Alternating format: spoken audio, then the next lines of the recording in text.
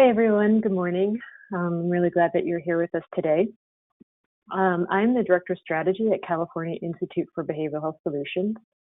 The mission of CIBHS is to support behavioral health payers, provider organizations, associations, and oversight entities to improve the quality of care in California. We accomplish this through the implementation of innovative practice improvement, delivery system redesign, and evaluation strategies. In order to increase the effectiveness and quality of our support to the field, I've been rapidly transforming a number of our improvement offerings to virtual environments. I'm going to introduce you to today's presenters. We have Rick GOSCHA, PhD in MSW, and Ali MABRY, LMSW. Dr. Rick GOSCHA is the Senior Vice President here at CIBHS. He has over 30 years of experience in behavioral health, including provision of clinical services, supervision and program management, agency executive leadership, research and evaluation, and policy development. Dr. GOSCHA previously worked as director for the University of Kansas Center for Mental Health Research and Innovation. He's recognized nationally and internationally for his work around the strengths model and other recovery-oriented evidence-based practices for people with serious mental illness. Dr. GOSCHA's extensive work around building systemic infrastructures that support recovery-oriented practices, enhancing skill development through field mentoring, and making use of data to guide program improvement efforts, and using client-centered leadership practices have been translated to positive outcomes for behavioral health organizations. He's an internationally renowned speaker and author. In addition to numerous published articles, book chapters, keynote speeches, and presentations, he's a co-author, along with Charles Rapp, of the Strengths Model, a recovery-oriented approach to mental health services. It's now in its third edition. Ali MABRY received her master's degree in social work in 1997. Prior to joining the staff at the University of Kansas School of Social Welfare in 2007, she was the assistant director of a large urban community mental health center in the Kansas City area.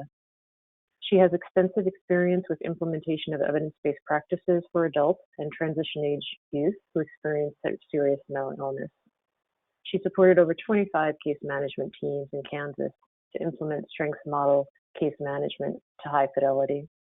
She's also supported programs here in California, Texas, Iowa, Canada, Hong Kong, and New Zealand to implement the model.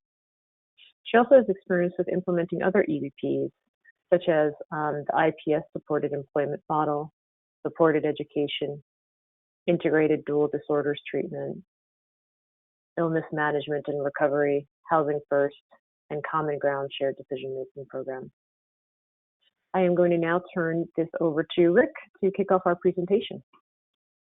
All right, thanks, Jen. So I've been in this perpetual state of excitement now for the past 2 weeks, just in anticipation of this day to come, and maybe a little anxious as well, but mostly just excited about this opportunity to present on a topic that I'm both passionate about and also one that's just critically important, and that's effective supervision, and whether that occurs in person or in a virtual environment. So I took my first supervisory position back in 1992 after years of providing case management in a homeless outreach program. And I've been providing supervision to staff in various capacities ever since, whether it was as a team leader, a program manager, a director of a behavioral health services program, center director, or now at CIBHS. And like many of you on this webinar, I've been fully providing supervision remotely for the past 2 months. And I've really come to appreciate just the fact that the key elements of providing effective supervision, they not only cut across job titles and areas of work, but also the space in which supervisory support occurs. So I'd have to say that all the activities and tasks that are associated with being a supervisor have been really among some of the most difficult set of responsibilities that I've ever had, and even more difficult to become proficient in. You probably noticed that I have little hair left. Being a supervisor can actually do this, I think. When I started out as a case manager in the 1980s, I had this long flowing Robert Plant like curly hair. And of course, now it's all gone. And, I can fully acknowledge the fact that, genetics can play a role in that. But I'm also not really completely ready to rule out just factors related to stress that being a supervisor can produce. I also continue to have a smile on my face, though, because being a supervisor really has been an incredible joy. And especially when you see the positive impact that you can have on staff and in that teaching and learning capacity, and then especially when it has, in turn, a positive impact on the lives of the people that we serve. And that's really what this work is all about. So when I've been able to support staff to build their skills and gain confidence in what they're doing, and the results improved outcomes, I really think that makes all the work, time, and effort behind being an effective supervisor worth it. Allie, you want to say a few words? Sure. Thanks, Rick. Welcome, everyone, and thanks for joining us today. I, too, began my mental health career working as a case manager in the 1990s and was fortunate to have supportive supervisors in the various roles and positions I held over many years. Having said that, one thing I noticed when I was providing direct service was a lack of uniformity and expectations among the pool of case managers I worked with. Some workers seemed to take their jobs really seriously, while others seemed to provide only the minimum to those they worked with. When I accepted my first supervisory position running a homeless case management program, I set out to establish standards of care and expectations and worked hard to provide support for staff to meet those. I learned that hiring people who had passion for social justice and strong beliefs in people's capabilities was more important than hiring people with direct experience. I later became the assistant director of a large urban case management program and worked hard to support team leaders to hold workers accountable to the people they served. It was important for me to know that I could entrust any of those workers with the care of someone in my own family, myself, or to a close friend. And while I kept my expectations high, I also did everything I could to make sure supervisors and workers had what they needed. They were paid competitive wages, were skilled in evidence-based practices, and most importantly, I encouraged people to be creative and have a lot of fun in their work. I continue to provide supervision in my current role at the University of Kansas in the School of Social Welfare, where I really value the opportunity to manage a team with a sole focus on making a difference in people's lives. So thank you. I'm happy to be here today. All right, thanks, Allie. Robin, you want to go on to the next slide? So I want to give you a brief roadmap of where Allie and I are going today in this webinar. And I'm going to present on some key elements of effective supervision that are pertinent regardless of the setting in which they occur.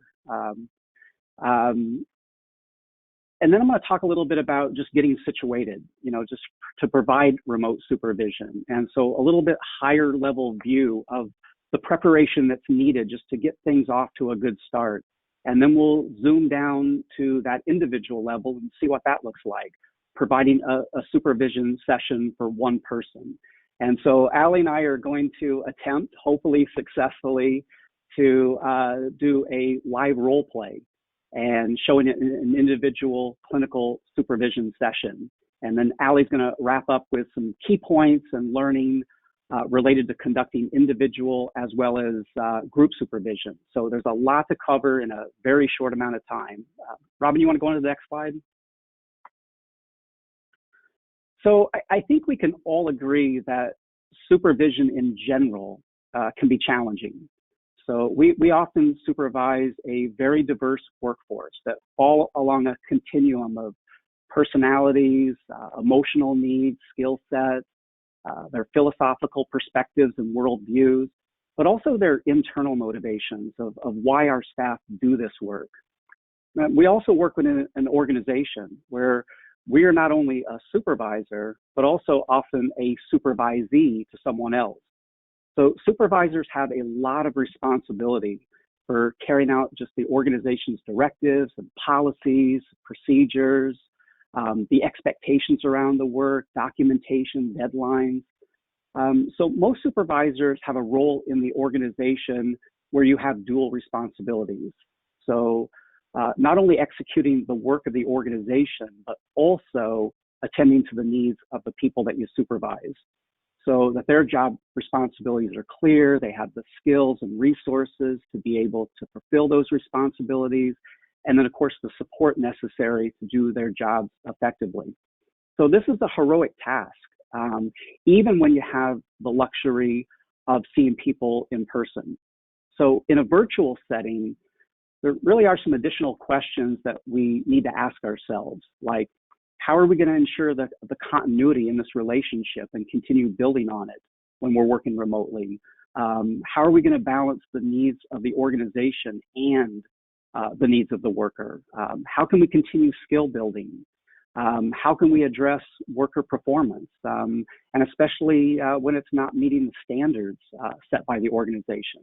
And we're going to cover some approaches to these questions as we move through the webinar. So Robin, you want to hit the next slide, please?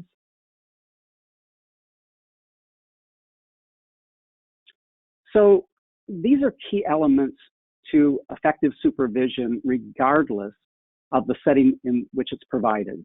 So this is not necessarily a comprehensive, all-inclusive list of everything that you can do to be effective as a supervisor, but for me, these really capture the core areas that I've tried to build into my supervisory approach just over the years. And the first is that it really starts with the relationship.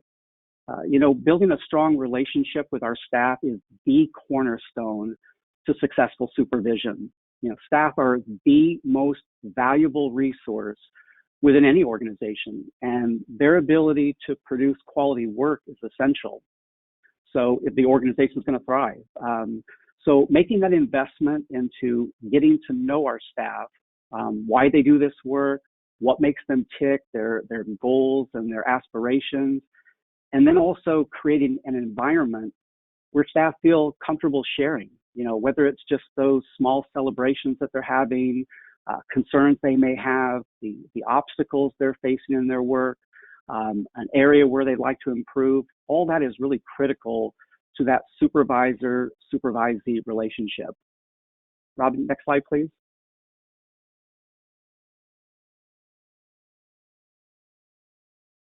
So I want to give you just a few examples of ways that you can build the relationship. And once again, these apply to any setting in which the work occurs, whether it's in person or it's virtual. But first I want to share something hopeful with you from research.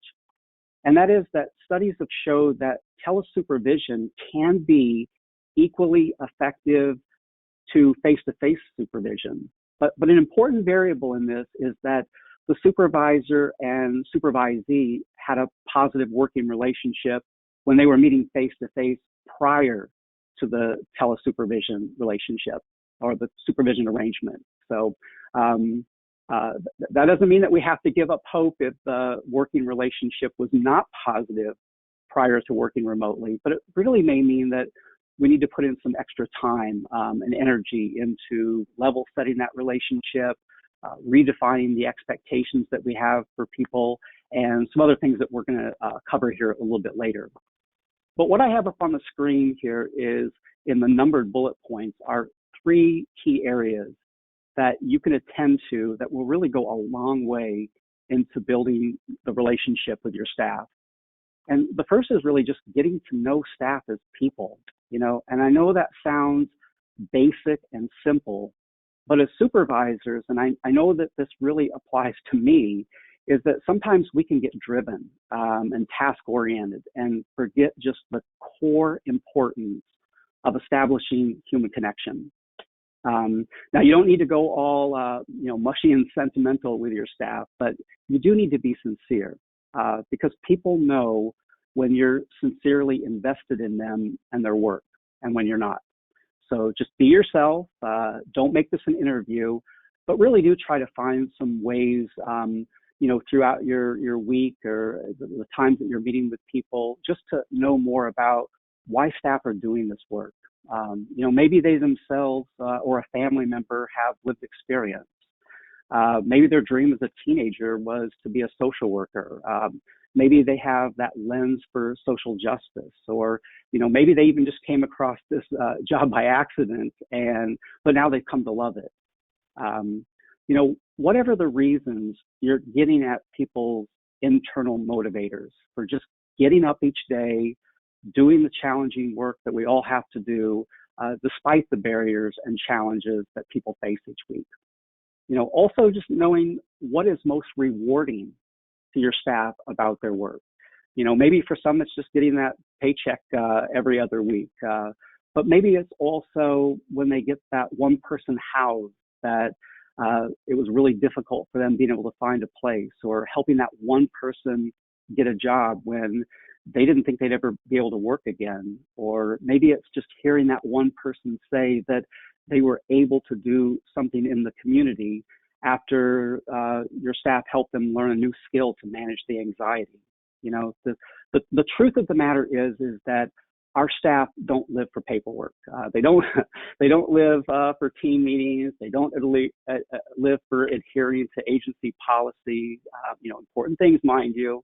But if we really want to get the most out of our staff, we really do need to tap into their internal drive. Another area that helps build the relationship is do what you say you will. So reliability is just one quick way to show your staff that you take that relationship seriously. So when you're working remotely, make sure they get what they need as promptly as possible. Whether that's just a technology need to be able to do their work, maybe it's an electronic tool that'll help them better in their work with clients.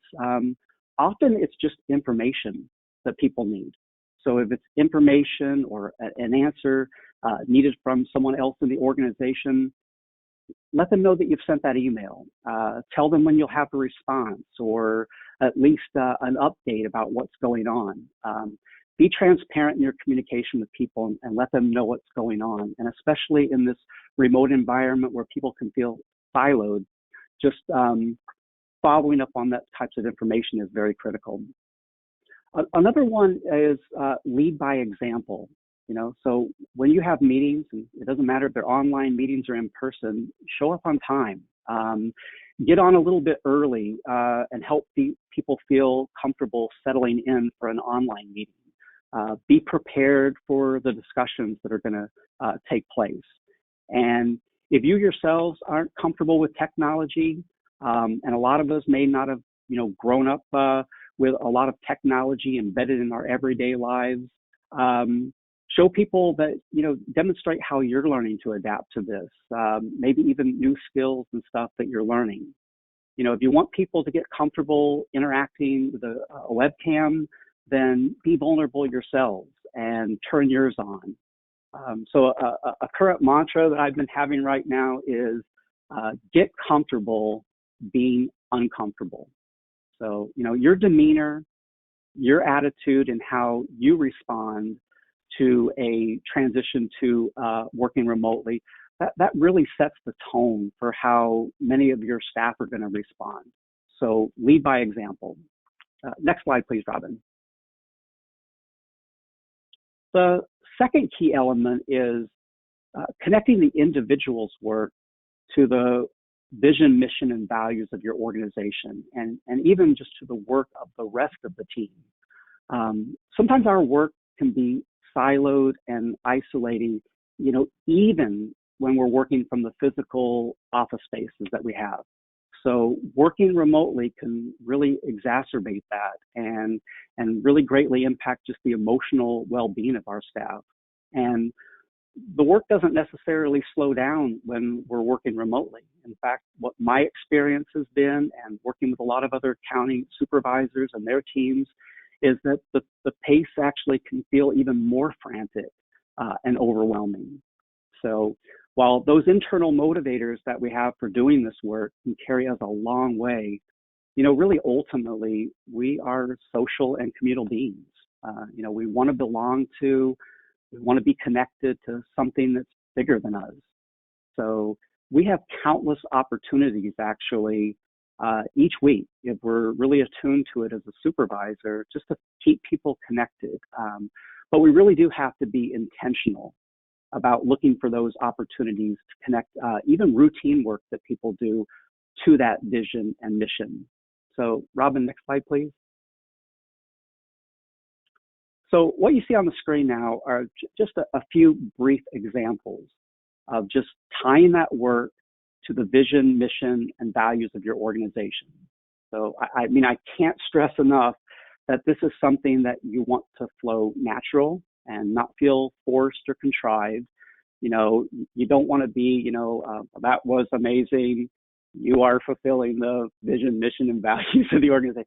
No, you don't want to do that, you know, and if you do that kind of robot kind of thing, you know, staff are going to feel just like a little bit uncomfortable if you talk like that. But if you already though live and breathe the vision and mission of your organization, you know, even if you can't exactly quote it, then it's easier to point out instances of staff's work where it furthers that. So you can read those examples yourself. But the first example is just a conversation with an individual staff person where they achieved an outcome that's important to the agency. So recognizing that. The second is where you may be talking in a team setting. And the third one is where you're keeping people connected even when things don't go as planned. So in that last example, the desired outcome wasn't achieved, but learning and growth did take place. And that may be something that's also valued by the organization. So just another example could be just a simple conversation where you say, you know, I know that didn't work out the way that you wanted, helping Maria be able to keep her apartment, but I really appreciated the way that you remained non-judgmental around an entire situation and really focused on what was the best next step for her to move forward. So just simple things in your conversation, if it feels natural, connecting them to that vision and mission is very important. Next slide, please. So I'm going to talk about the next four elements as a group, because I think they're highly interrelated. So I've had another mantra. I have a lot of mantras, but I had another mantra as a supervisor, which is set high expectations and then provide a high level of support. You know, we don't want to just hire people and then, you know, send them off to do their work. You know, that was like my first job in behavioral health. So picture this. So my first week in an organization, when I started as a case manager in the 1980s, so I got this quick orientation to the agency, which it was mostly like HR related stuff, the agency's billing process, the documentation requirements, etc. And so I read this absolutely voluminous agency policy and procedure manual. And then I got this job description, and it had these, you know, like 10 things on them. And so the first ones were these extremely vague statements, you know, blah, blah, blah, blah, blah, blah, blah, blah, blah. And then the 10th job responsibility was worded, other duties as assigned, you know, the dreaded other duties as assigned line, which what I came to find out was actually 90% of the job that I was supposed to do. So no, we don't want to do that to our staff. You know, we don't want to have these beautifully crafted and inspirational organizational vision, mission, and value statements, and then just send off an employee with the message, you know, go forth and do good work. You know, just don't do anything illegal or unethical. Don't draw media attention. Make sure your documentation's on time. You know, but otherwise, go forth. Do your best. No, we really do have to lay that foundation for people to not only do their work, but excel at what they do and gain that confidence and the skills, and then ultimately make a difference in the lives of the people that the organization serves. Robin, you want to hit the next slide? So to do that, we have to have clear expectations of what we want people to do. And especially when working remotely, because some of the expectations that existed in people's work prior to working remotely may now have some modifiers to the process of how staff are going to meet those expectations. So I don't know how many of you attended last week's webinar, but during that webinar, you heard about conducting a client assessment remotely. So the expectation to complete an assessment still exists. That doesn't change, but as they pointed out, is that there are additional considerations to the expectation some additional considerations about the process about how you do that. So, like for example, how are you going to assess potential safety concerns? So these expectations really need to be made explicit. So it's very clear how you want staff to carry out their work. So when there's a change to work, when working remotely, you really want to quickly reinforce the expectation and the modified process in writing as quickly as possible. And then really, along with every expectation, you need to be prepared to provide an adequate level of support to do that work. And then also just create some pathways for them to learn, to improve, and then gain proficiency in how they do that work. So working remotely doesn't mean that we necessarily lower the expectations. What it does mean is that we're acutely aware of the support that staff are going to need to be able to meet that expectation. So I do need to point out, though, that setting high expectations for your staff, that doesn't necessarily mean that you expect perfection in everything that they do. That's just completely unrealistic, and it's also actually counterproductive to a learning environment. So what I've always said to my staff over the years is that one of my core job requirements for you is to learn for a living. So going back to that example of the client assessment, so if your staff goes out and they try their first virtual assessment, be right there, well, virtually, of course, and find out how it went, what they learned. And even if for some reason that it didn't go as smoothly as they had hoped, help them to take that learning and build on it so that they'll be ready to go out there and try that for a second time, and so on and so on. Next slide, Robin. Now, that doesn't mean that just anything goes when you're learning for a living. There are these base expectations that just have to be in place within an organization for it to operate functionally and in some amount of order. So there are base expectations, which are like the requirements and responsibility of everyone within an organization. So you have things like timesheets, requesting vacation time, your acceptable work attire, whether it's in person or even virtual, your required agency meetings. And then there are job-specific expectations, which are all the activities, behaviors, work processes that are the requirements of everyone within a particular job description. So this might be things like specific directions for completing an assessment or a client plan, or using the tools that are associated with a specific model of practice, or guidance for writing progress notes that are aligned with a person's scope of work, etc. Now there's probably two huge pitfalls that I've seen kind of related to expectations. And it's really important to be aware of these, and especially when there have been any changes to the work processes when you're working remotely. And that is, number one, is just applying policies and procedures inconsistently across staff. So that's the huge thing, consistency. So you ever had that one? That's not good. That usually, starts with a staff saying something like, well, so-and-so doesn't do it that way. So you really want to make the expectations clear, and that everyone has that in writing, and making sure that that consistently applies across your full range of staff.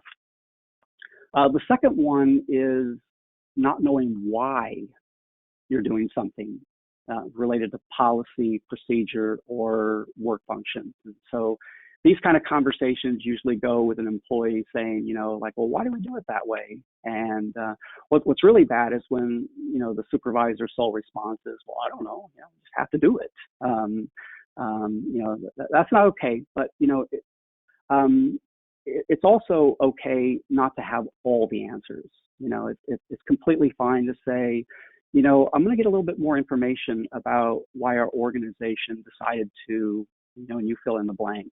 And just really the goal or need that decision was intended to meet, and get back with you. But first, I'd like to hear a little more about how specifically doing it this current way has impacted your work.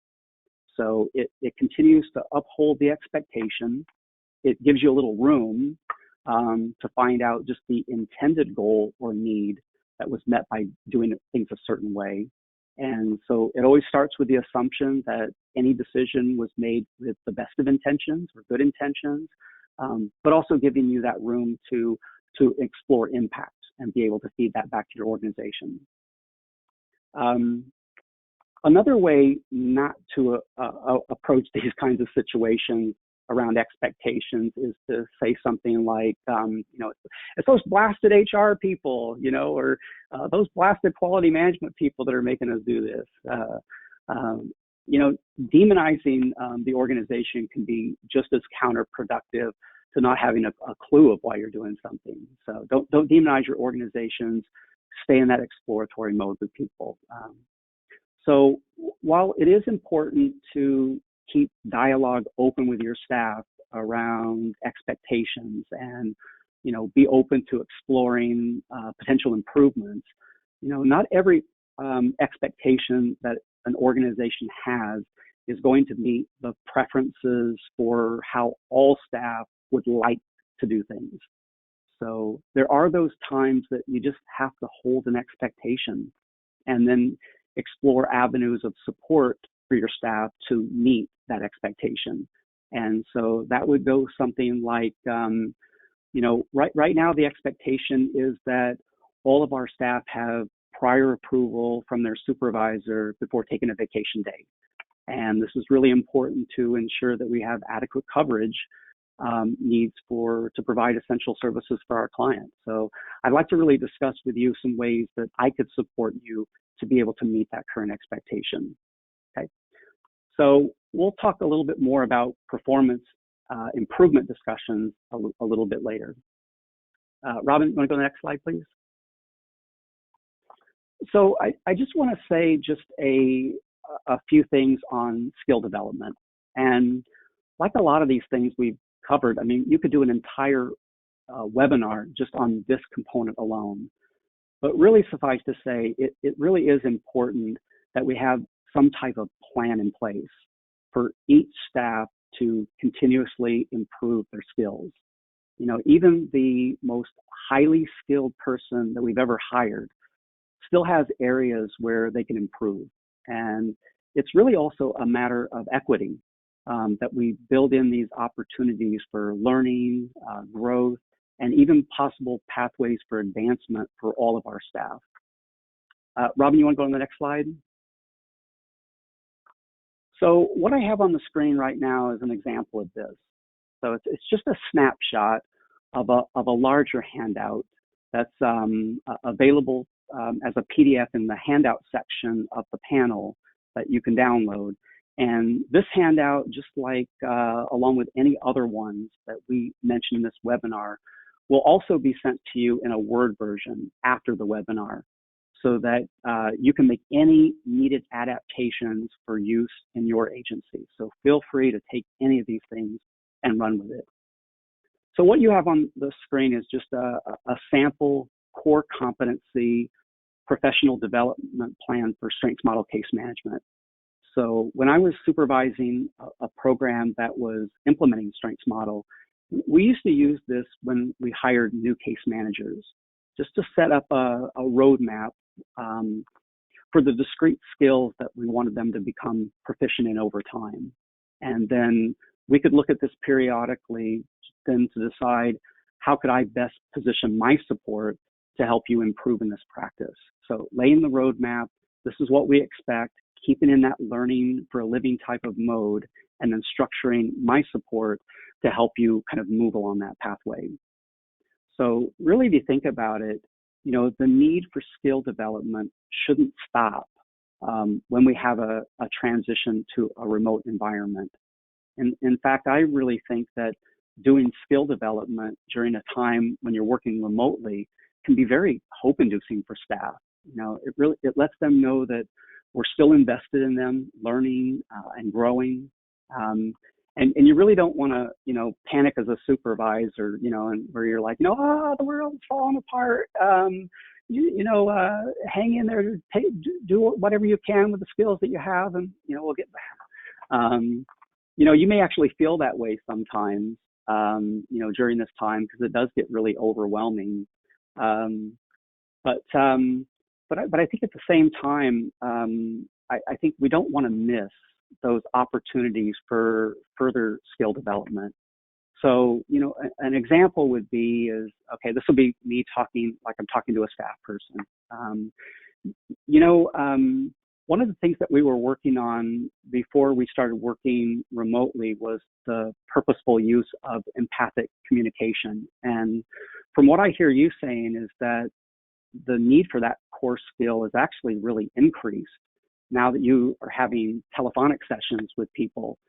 So, why don't we focus in on that during our next individual supervision, and maybe then make some applications to how those skills translate when you don't have the luxury of being able to see people's nonverbal cues, you know, something like that. So that was just a little role play with myself, but I hope you get the picture on that.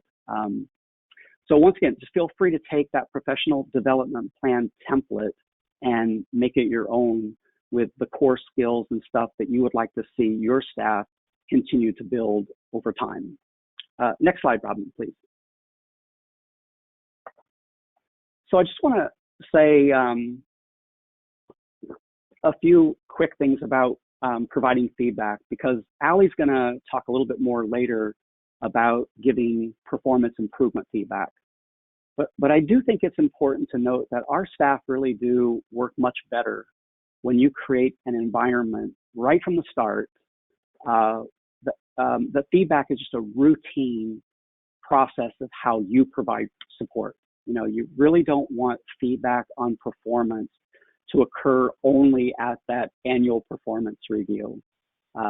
So these are just on the screen are just some general things that you can do to set up this type of environment.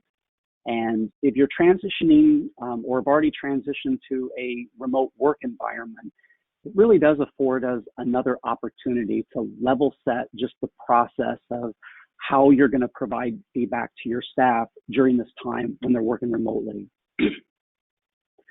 You know, I always think it's really good to ask staff about how they prefer to receive feedback. You know, we talked earlier about making expectations clear. I think it's also good to talk with staff about how you're going to measure their performance.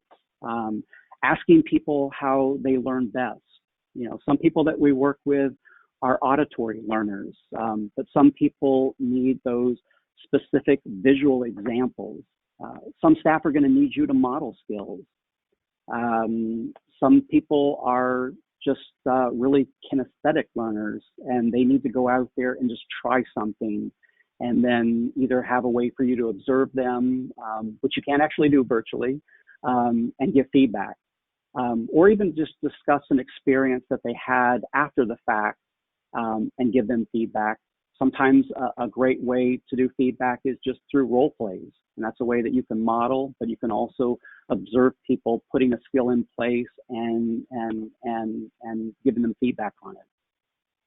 So if feedback is something that's already embedded into the organizational culture, and if you do this with everyone, then it really won't be surprising to staff that feedback is just this reoccurring series of events that even continue when you're doing this remotely. And even if you weren't doing that a lot, it's never too late to level set those kind of expectations and renegotiate what are the best ways for me to provide support for you and give you feedback on your work working remotely. So what you want to do is that you don't want that feedback to occur only when they're doing something wrong. Feedback is best if we can keep it going and helping people build and grow. Next slide, Robin. So the last element is follow-up. Now, I'm not talking about micromanagement, but really it's finding those ways just to stay connected and engaged to the work that your staff's doing. So follow-up is always important, and probably even more important when you're working remotely. So it doesn't need to be intrusive, but just sometimes that just little extra communication can go a long way to helping people feel connected. So it could be just a simple follow-up on a particular client situation. It could be just a check-in to see if people need some additional guidance or support to complete a work task, or just keeping people in the communication loop around key organizational decisions that are being made. I know some of you may be in the process of planning an eventual return to office-based work. So really following up people with communication on the steps that the organization is going to take to ensure the safety and well-being of staff. Next slide, Robin. So here are just a few examples of follow-up communication to keep people connected. And once again, you can read these, but the first one is just a follow-up on a client situation, just a quick email just to find out how something went. The second one is pointing to a key skill that you want to reinforce, like noticing a staff person's proficiency in motivational interviewing. And then the third one is a follow-up from like a virtual workshop. So the important thing with any of your follow-up, and this really kind of goes along with feedback, is specificity. Don't just say thumbs up, to everything that your staff does. I mean, you can do that, once or twice, but after a while, then your staff start really kind of questioning whether you even know what they do, if you don't have some specificity of what you're seeing. I do want to say just a few quick things about going to workshops. And it doesn't matter if these are in-person convenings or especially like right now, virtual ones. This is just a pet peeve of mine, is when you send staff to a workshop or a training or a particular webinar and then thud, nothing else. And then everyone just moves on very quickly to the next problem of the week. So I really encourage you to just take some time to follow up from a virtual workshop, even like one that you're attending now or within this series, and really mine for some of those few potential opportunities to improve the work that they do or to build on some skills that they have. Really don't let staff kind of come back and say, it's okay, it's interesting. There was a reason initially that you decided to send that person to a training or a webinar, and you've invested organizational resources to make that happen, for them to attend it. So follow up after a workshop and incorporate some of that key learning into their professional development plan. So, even, I always say this, is even if staff, even if they have a workshop that was overall kind of, mediocre, if they just find one thing that was useful from a training, and if that one thing can make a substantial improvement in the way that they do their work, then it's worth it. So follow up on those things. Next slide, Robin. So the last thing I want to say just on follow-up is back to the research base on remote supervision. And basically, this is just the idea that the increased physical distance that's demanded from remote supervision, it can be offset by increased availability of the supervisor between those supervisor sessions. So don't be afraid really to make your presence felt. And staff will appreciate that, as long as it's not just micromanagement, but it's sincere investment into their work and into them as human beings, to avoid, your staff feeling detached from you or feeling detached from the team or the work of the overall organization.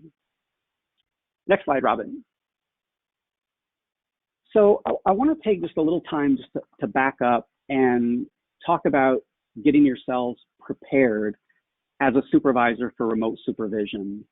Now, I know many of you have been doing remote supervision for a while now, but there'll be a time where many of you do return to your physical office environments. But it never hurts to be prepared. If remote options are needed in the future, or if there's something that your organization will continue to do for a while. And for many of you, and I've heard this from a lot of other organizations and supervisors, that may be thinking that remote options may afford some new possibilities that make our work even more productive. So I want to refer you to another handout, which is available as a PDF in the handout section of the panel, which is a supervisor checklist for remote work.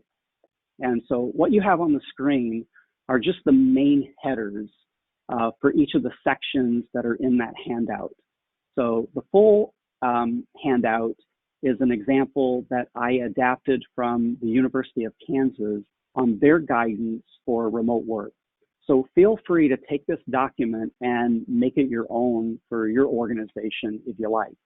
So I'm not going to go over the full handout, and you can spend some time with this later, but really the important point is to have a plan, to get you and your staff organized about doing work remotely. And really an important aspect of that is just starting off by asking yourselves the right questions. So the handout gives you some examples of those key questions, like what policies are still applicable to remote work? Do we have a remote work policy? What will people be expected to do when they work remotely? What specific technology and resources will people need to carry out that work? What will staff schedules look like? What will be their expectation for availability, returning calls, returning email, all those things. So this is a great time, while you're in the midst of this time of working remotely, to even look at that and maybe add new questions that you've come up with within your organization, and then add those to that supervisor checklist so that you're prepared and organized for whenever remote work is required within your organization. Next slide, Robin. So we're going to do a role play here shortly, but just first wanted to show you just a few Tele-Supervision no-nos. And this applies to your supervisor sessions with your staff, but it also really applies more broadly to some guidance that you can give your staff who are having telephonic or tele-video sessions with clients. And once again, this is not a comprehensive, all-inclusive list, just something just to get your thoughts flowing. The first one on that is just don't make it all about you. So remember the task-oriented, driven, focused supervisor I mentioned earlier? It's really easy to get caught up in a supervision session with your staff about yourself, and the things that are on your plate and stuff. And then the next thing you know, you have your staff getting disconnected. They're bobbing in agreement to everything that you say, and they're just hoping that the supervision session is going to end quickly. So don't make it about you. Really, really focus, just like you want them to with clients, is making sure that you're staying focused. Don't multitask. First off, it's not really possible. And you really want to communicate to your staff that they're important. And like I said before, you're really modeling for how you want them to interact with clients. So, don't be texting or, acting like you're looking at them on the screen when actually you're checking your email. Don't do things like eat. Be really careful about what you share on your screen. Only really make sure what's up is pertinent to that staff person. So don't have your email up there or some document that you are working on for the management team. Oh, I didn't know we're laying off half the staff. You don't want those kind of surprises where you have something up there that you didn't want other people to see. So be conscious about what's on your screen. And really all this boils down to that last point, which is just don't forget that even when you're working remotely, you're still responsible for creating that professional work environment. Next slide, Robin. All right. So to set ourselves up for Allie and my individual supervision role play, I just wanted to show you the agenda that we have for our supervision session. And I really can't stress enough how important it is to have an agenda for your supervision sessions. You know, because it not only provides just a visualization, you know, especially if you're doing video and you have access to a shared screen, but it also allows you to keep the session structured and focused. So without further ado, Allie, you want to join me on the screen, and Robin, just go ahead and keep this slide up for the role play. All right. Hey, Allie, great to see you. Hey, Rick. I'm still getting comfortable with all this online stuff. Can you hear me okay? Yeah, I can. Actually, I see that you have your you got your new headset. You sound really clear, and the video's great. How are you experiencing the sound? Oh, it's made a huge difference in my work as a case manager. I feel pretty comfortable in the work I'm doing with people, but at times I was having a hard time hearing them, and that made it really difficult to be fully present and empathetic. But the sessions I've had this week, I feel like have gone really well. Oh, nice. That's good to hear. You know, working remotely, it really has been an adjustment, but having the right technology, I think really helps. You're confirming that. How are you holding up overall? Are you finding some ways to keep your work stressors manageable? Well, you know, Sam and Bailey, my dogs, are making sure that I'm well taken care of. They hate it that I'm Right. locked away from them during the day all day, but they're ready to go for a walk the minute I get off of my last call. So that's been good. Oh, I bet. So that's good. It's good for you and it's good for them. You know, that's a real win-win. Yeah, I'm so glad that you're taking some steps just to take care of yourself.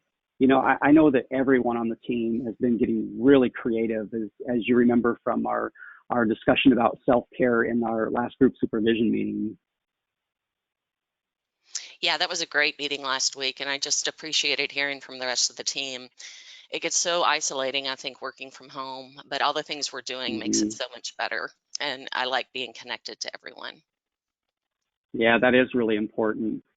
This just really has been a heavy lift, you know, just keeping our services going, meeting the needs of people while we're working remotely.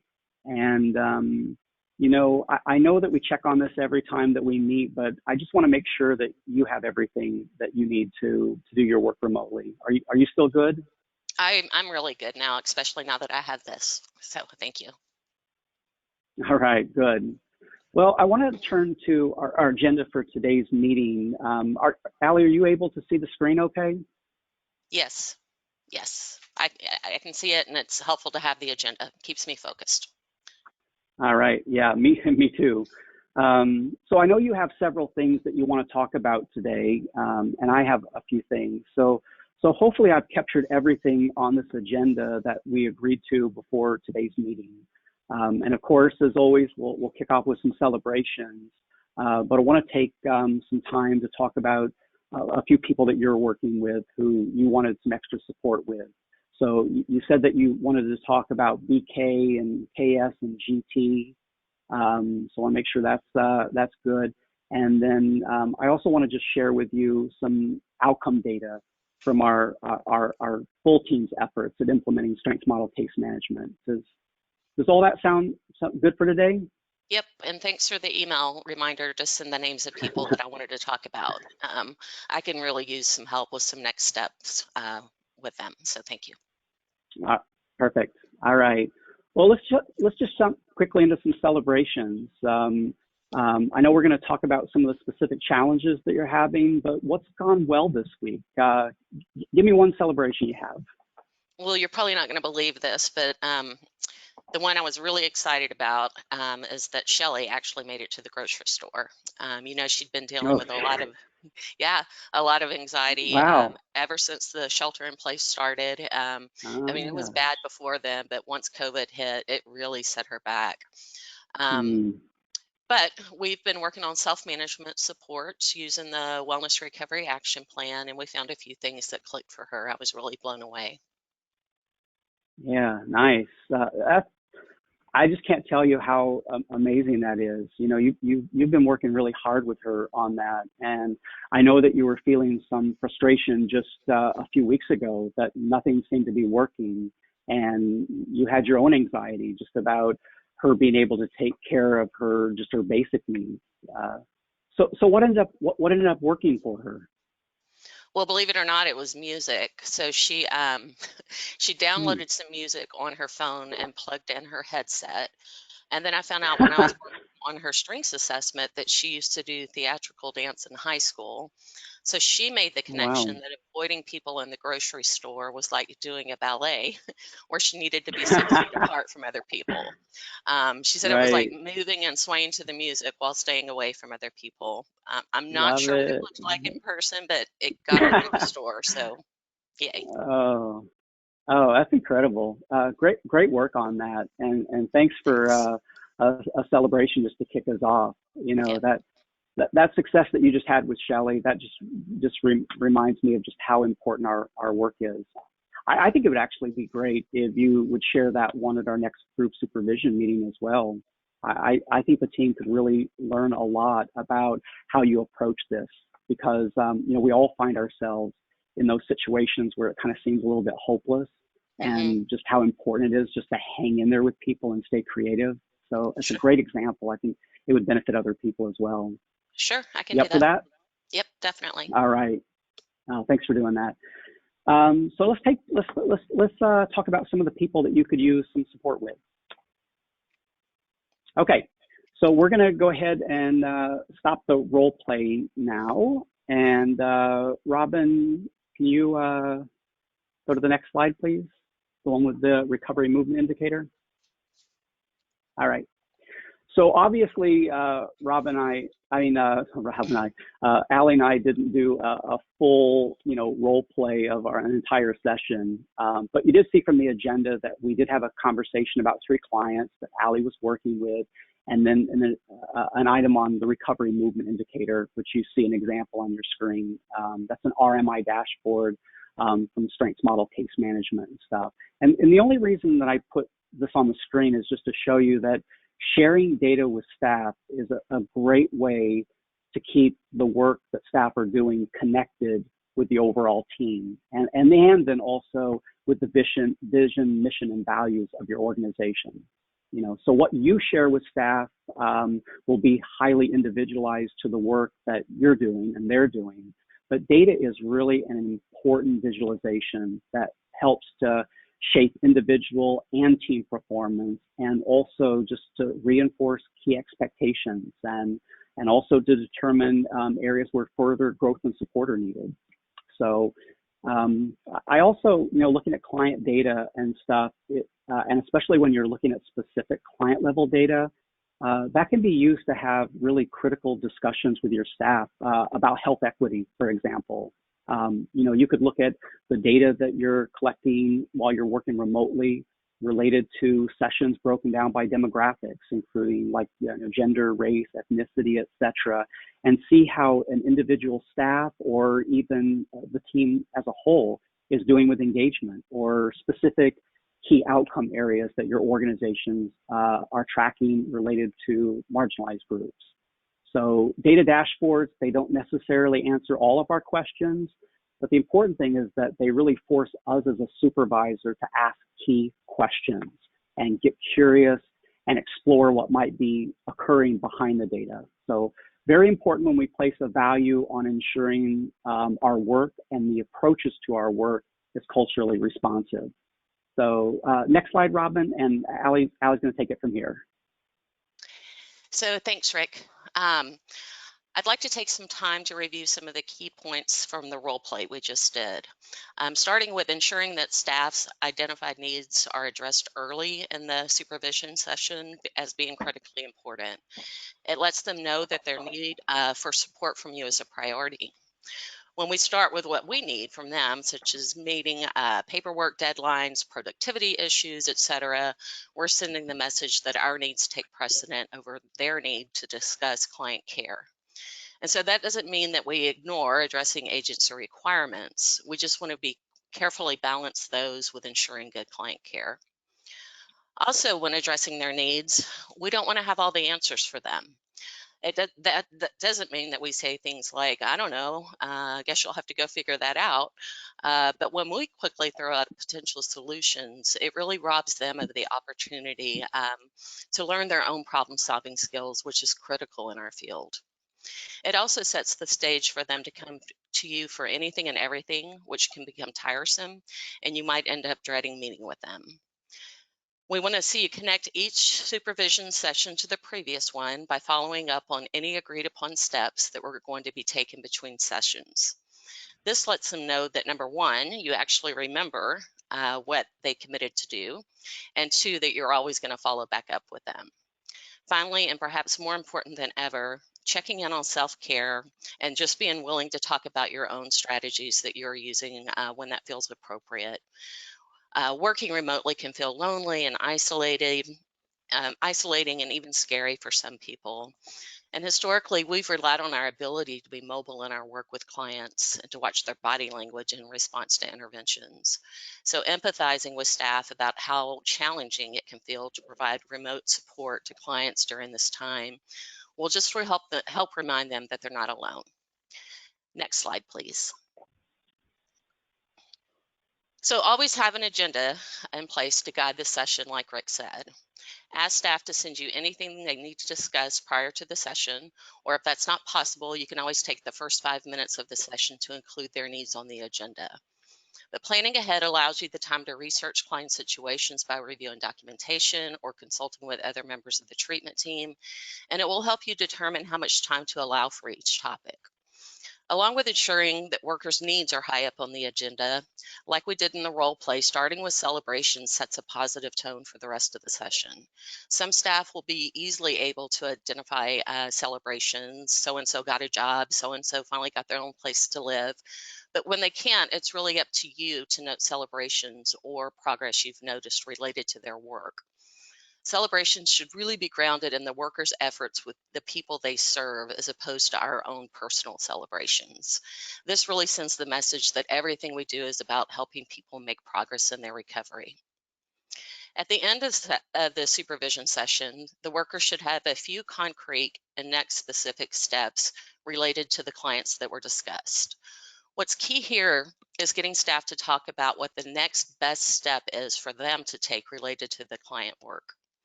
It's easy for staff to feel completely overwhelmed with some client situations. And while we need to validate that, at the same time, we need to remind them that we don't need to problem solve their entire life, the entire situation all in one session. It's just one or two next best steps that they can try is really all we're shooting for there. We want to also make sure that staff get a copy of what those next steps are. So you can either send them an email, or if you're taking notes on your agenda, you can send that. And I'm getting ready to talk with you about providing group or team supervision, but beyond that, think of ways that you might be able to keep your team together while working remotely. So remember how Rick prompted me in the role play to make sure and share something with my team at the next meeting. That's one good way of sharing work among the entire team.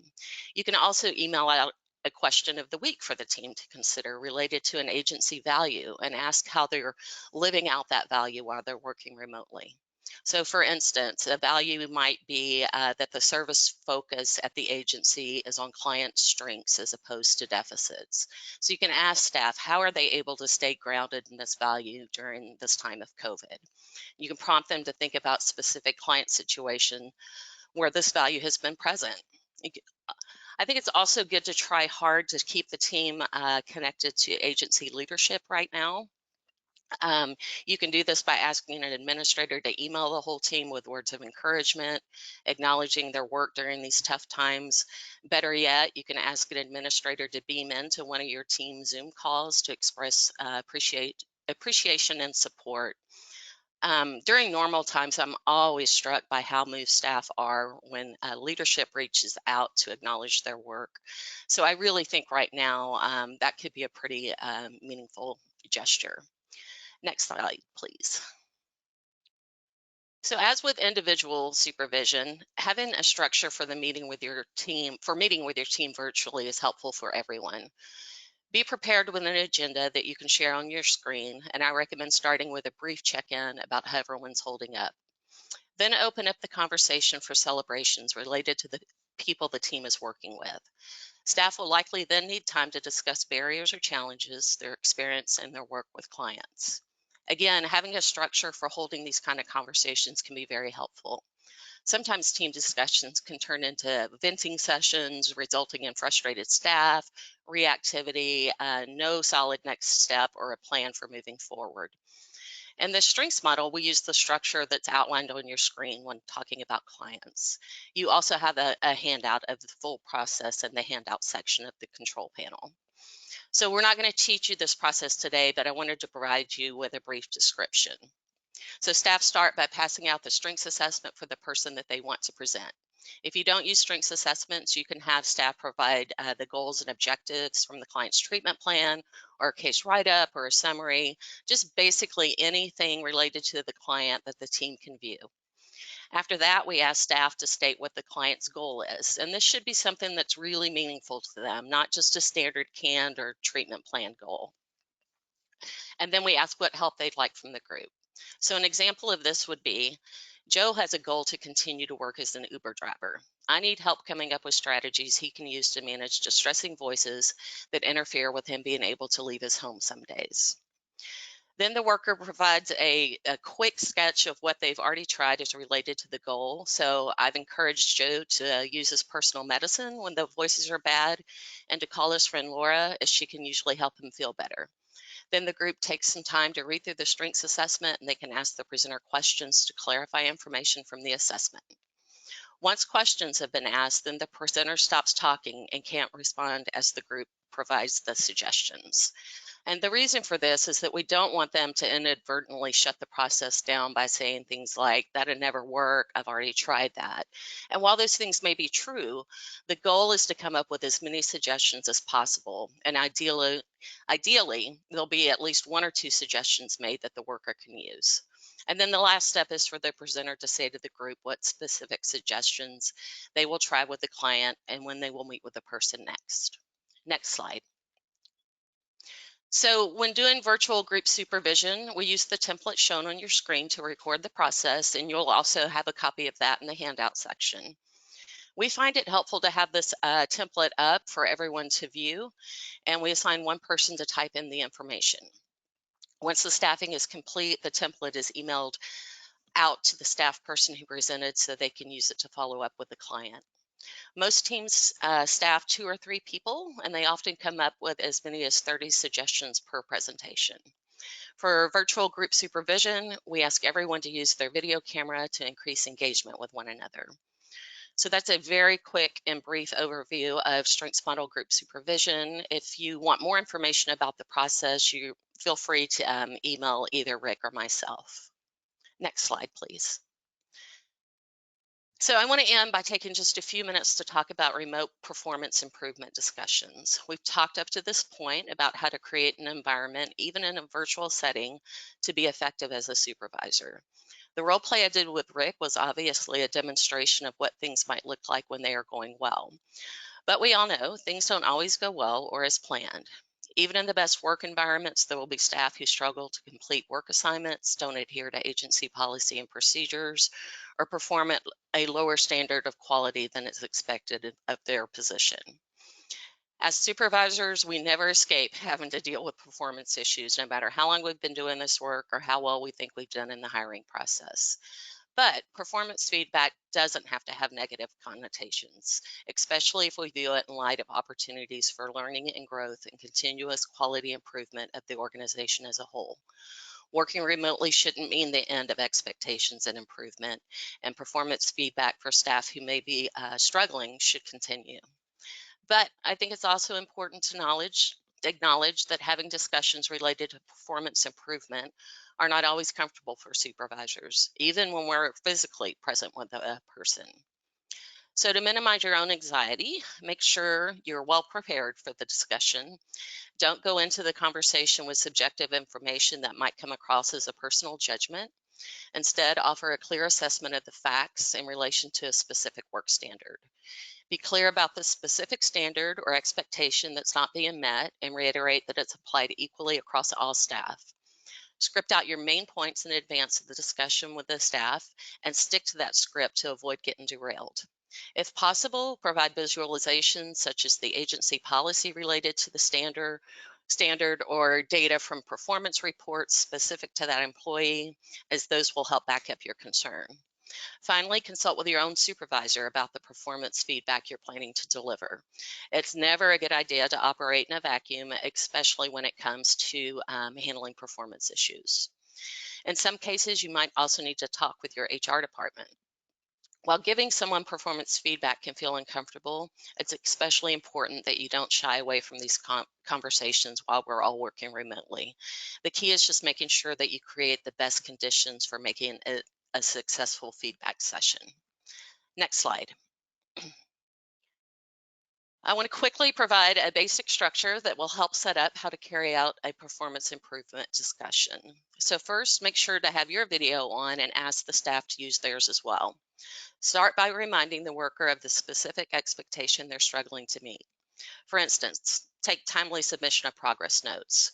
When describing the expectation, use organization language versus your own. So for example, Johnson County has an expectation that progress notes are entered into the EHR within 24 hours of an encounter.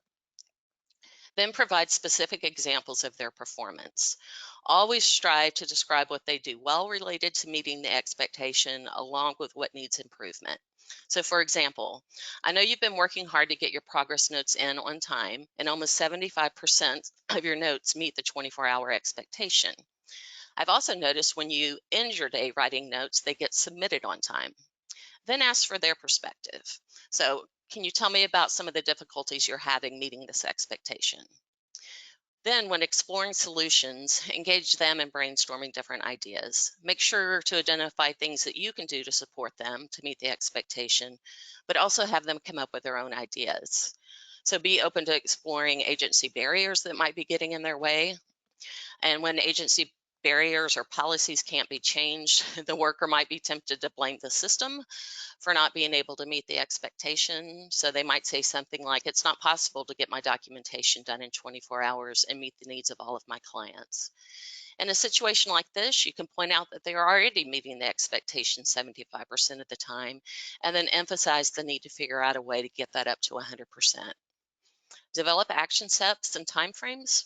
Action steps should be measurable and specific and something they can begin to implement immediately. So set a date to follow up with them on their progress, ideally within a week's time.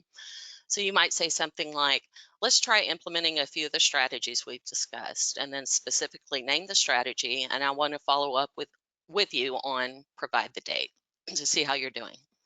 If you notice them making progress before your agreed upon follow-up time, reach out and let them know you're seeing the progress just to give them some encouragement. If they aren't making progress over time, re-engage in the same process to see what other ideas for improvement might emerge. And this would also be a good time to consult with your supervisor and/or HR.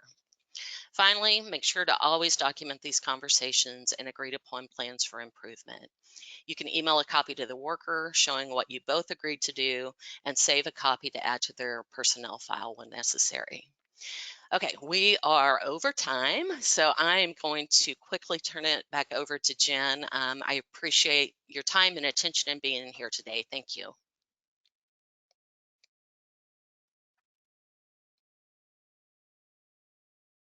Oh. Forgot. Sorry. That constant mute button. So I was saying that I know. I was saying that Really informative information. We have some interesting questions here. This one is coming actually from the perspective of a supervisee. They're interested in learning more about how they can approach their supervisor about some of the topics both of you presented during this webinar. How can they really encourage the supervisor to be able to be more productive and effective when working with them alone or with their team? So Rick, do you want to start and kind of see if Ali has anything to add? Yeah, one thing, and Ali and I used to work together, and we used to always talk a lot about just kind of managing up. Sometimes that's needed. And I always think, that if you're not getting the support that you need from your supervisor, one way is to kind of show your understanding of the current expectations. So to lead off with that I know that this is an expectation of our agency, but I'd really like to have some conversations with you about how I could get some additional support to be able to meet that expectation. So you're not starting off with the fact is that I don't want to do something, is that I'm really struggling to figure out how to meet that expectation. So that's kind of a general approach.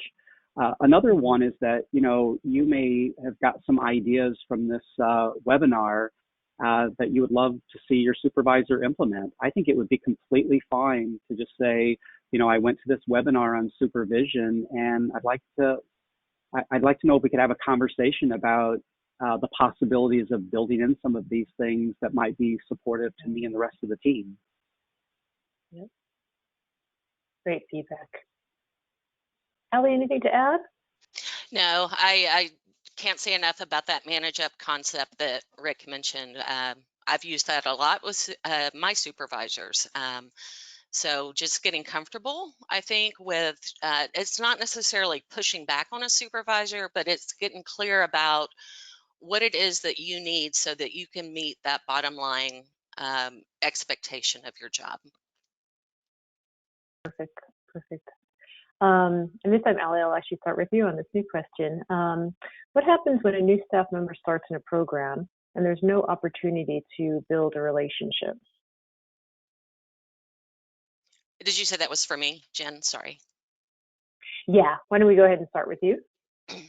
So when a new staff person starts in the program and there's no opportunity to build a relationship with the supervisor? Yeah, when the supervisor feels like they're having a hard time building a relationship, and it has to do, I think, with time, and then also I believe that probably what happened with this was that they had a new staff and then we went virtual, and so there wasn't as much time to build that relationship. So I've been hearing some really unique strategies here in Kansas directly related to this issue, where teams and supervisors are holding coffee hours, eating lunch together, just to get together and have some social time. And then also doing some team building during that time. At the university, an entire team of people were hired right after we all went remote. So can you imagine? Wow. I mean, hard. Never even going into their office. So just thinking creatively about how you can use this kind of technology to bring people together as a group, and just doing some kind of fun get to know you type activities, I think would be good. Great. I am going to ask one final question. When supervising a team virtually and one staff member is bringing down the morale of the rest of the team, how do you continue to maintain the morale of the team while working with that individual on their specific performance issues? So Rick, why don't I pass this one to you first? Yeah, I think it's really important to have that individual conversation with the staff person. And the most important is that we may need to spend a little bit of time to get really clear and specific about what the behavior that they're doing that might be bringing it down. So, you don't want to just kind of, I don't really like your tone. You really need to get kind of specific and measurable. That's where you just have to be careful around, personality styles and approaches and differences, et cetera. If you can get really specific, like for example, maybe it's around spirit-breaking language that a person is using when you're trying to create this hope-inducing type of thing, is that I would really meet with that person and kind of going through some of the steps that Ali talked about, is, you know, try to explore some of those things where they're really contributing well to the organization. So reinforce the things that they do well.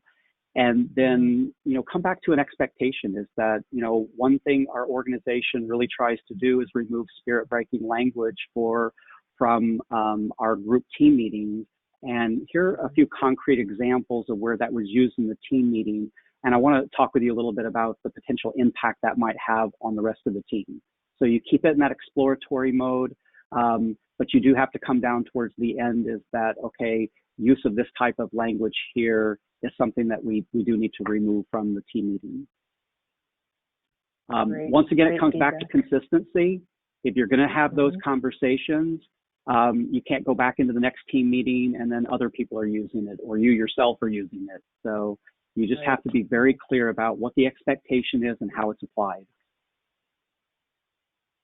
Excellent. Great. So again, Rick and Ali, thank you so much. A lot of comments have come in through the question box about how informative the presentation has been. You're going to get some emails afterwards because of folks had some interest in getting more specific resources to help them with supervision, in particular virtual supervision. I also want to thank the California Healthcare Foundation. They're sponsoring this webinar series, and we're very appreciative of them doing that. And then really, most of all, I want to thank all of you for attending this webinar. These are really busy times. We know there's a lot of transition going on. And so taking the time to come and be with us today and learn more, we appreciate that. So have a great rest of your week.